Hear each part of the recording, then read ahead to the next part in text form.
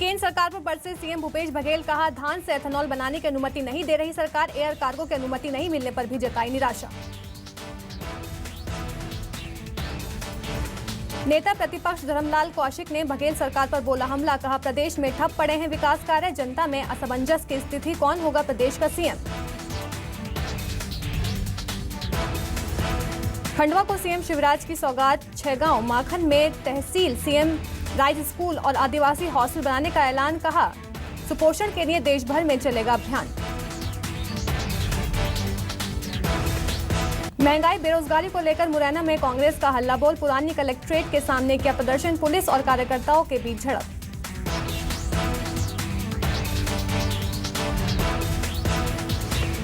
CM Shivraj का दिल्ली दौरा आज, कई केंद्रीय मंत्रियों से करेंगे मुलाकात, प्रदेश में चल रहे विकास कार्यों को लेकर करेंगे चर्चा। सीएम शिवराज आज देंगे विकास कार्यों की सौगात, 1000 करोड़ के विकास कार्यों का करेंगे लोकार्पण, हितग्राहियों के खाते में 299 करोड़ की राशि भी करेंगे ट्रांसफर।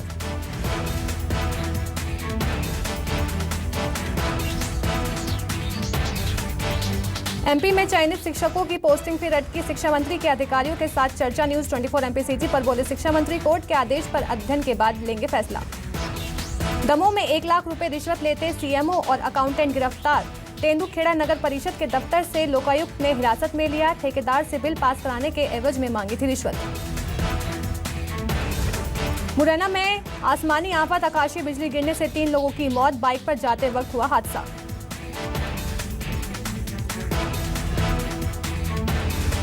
केंद्रीय कृषि मंत्री नरेंद्र तोमर ने दिया बड़ा बयान, G20 देशों की कृषि बैठक को लेकर बोले स्वास्थ्य खाद्य पदार्थों के लिए गंतव्य देश बन रहा है भारत।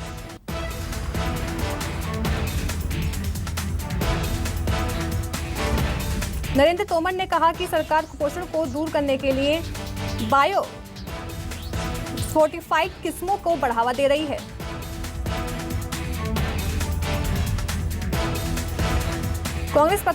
कांग्रेस प्रवक्ता अजय सिंह यादव ने शिवराज सरकार पर साधा निशाना, एमपी में बढ़ते अपराध को लेकर की निंदा। अजय सिंह ने कहा कि एमपी में बीजेपी की संरक्षण में तालिबानी सरकार चल रही है, प्रदेश में जंगलात जैसे हालात हैं। डिंडोरी जिला के गाड़ासराई में ग्रामीणों ने सरपंच पर लगाया धोखाधड़ी का आरोप, कलेक्टर से की लिखित शिकायत। डिंडोरी के कृषि विभाग के प्रभारी पर महिला कर्मचारी ने लगाया बदसलूकी करने का आरोप, कलेक्टर से की लिखित शिकायत, मामले में एसडीएम के रिपोर्ट का इंतजाम। कवर्धा में बाघ और तेंदुओं की गणना की तैयारी तेज, 4 साल बाद हो रही है गणना।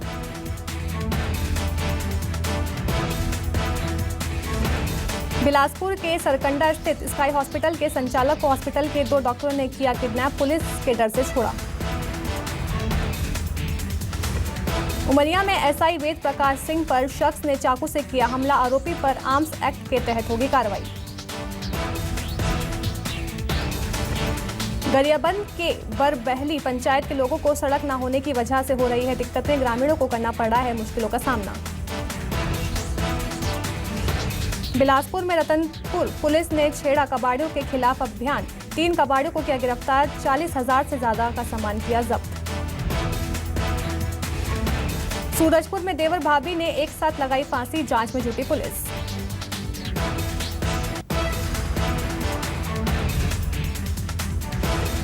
बालोद के दल्लीराज हरा वन परिक्षेत्र में हाथी के बच्चे का किया गया अंतिम संस्कार, कई दिनों से घायल था हाथी का बच्चा। राजनांदगांव में आपसी रंजिश के चलते शकरपुर में हुई युवक की हत्या, पुलिस ने 3 लोगों को किया गिरफ्तार।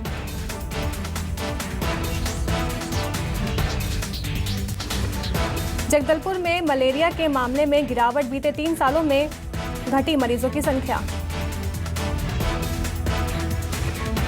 धमतरी में पुलिस ने चलाया विशेष अभियान, गुम हुए 104 मोबाइलों को किया रिकवर, जब्त मोबाइल की कीमत 14,50,000 के करीब।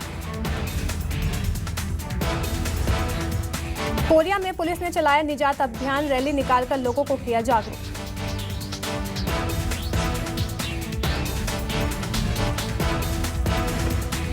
तीन दिन के दौरे पर आज वाशिंगटन पहुंचेंगे प्रधानमंत्री नरेंद्र मोदी। पीएम 23 सितंबर को सुबह अमेरिका की टॉप कंपनियों के सीईओ से करेंगे मुलाकात। इसमें एप्पल के सीईओ टिम कुक भी शामिल होंगे। इस दौरान पीएम मोदी की 23 सितंबर को अमेरिका उपराष्ट्रपति कमला हैरिस से भी मुलाकात होगी। 24 सितंबर को पहली बार एक मंच पर जमा होंगे क्वाड देशों के नेता। राष्ट्रपति जो बाइडेन से भी करेंगे मुलाकात। इस दौरान पीएम मोदी के साथ जापान और ऑस्ट्रेलिया के पीएम भी होंगे शामिल।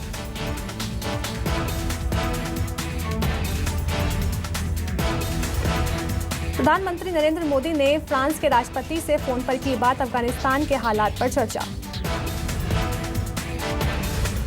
न्यूयॉर्क में होने वाली सार्क देशों की विदेश मंत्रियों की बैठक रद्द। पाकिस्तान कर रहा था तालिबान को शामिल करने की मांग। ये बैठक 25 सितंबर को न्यूयॉर्क होनी थी। सार्क देशों के ठुकराए तालिबान को शामिल करने का पाकिस्तान का प्रस्ताव। तालिबान की सत्ता आने के बाद से उसके शामिल होने पर संशय था, क्योंकि तालिबान अभी भी यूएन की ब्लैक लिस्ट में शामिल है।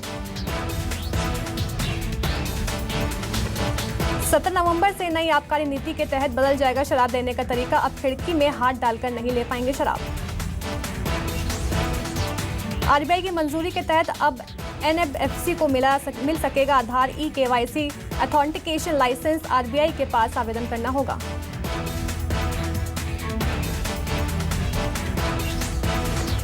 विदेशी पर्यटकों के लिए खुलेगा भारत का दरवाजा। 10 दिन के भीतर भारत आने की इजाजत दी जा सकती है। कोरोना के कारण मार्च 2020 में लगा था बैन। विमान कंपनियों को मिली राहत। आधे महीने लागू रहेगा कम से कम और ज्यादा से ज्यादा किराया। उड़ान क्षमता को बढ़ाकर दी गई मंजूरी।